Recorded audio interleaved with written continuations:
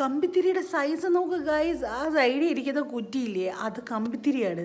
ഇത് കണ്ടേ, Excel, small, large ഒക്കെ ഉണ്ട് ഈ കമ്പിത്തിരി. ഇത് സാമ്പിൾ വെച്ചേക്കുന്നതാണ്.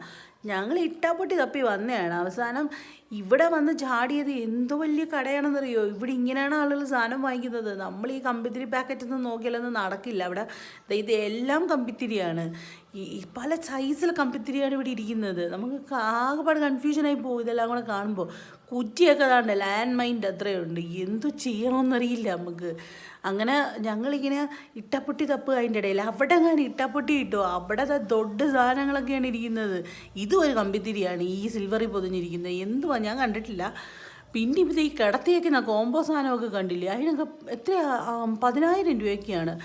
ഇവിടെ കൈ ഇരിക്കുന്ന എന്തോ വലിയ മുന്തിയ ബോംബെങ്ങാണ്ടാണ്. എനിക്കെന്തോന്ന് അറിയത്തില്ല കണ്ടിട്ട്.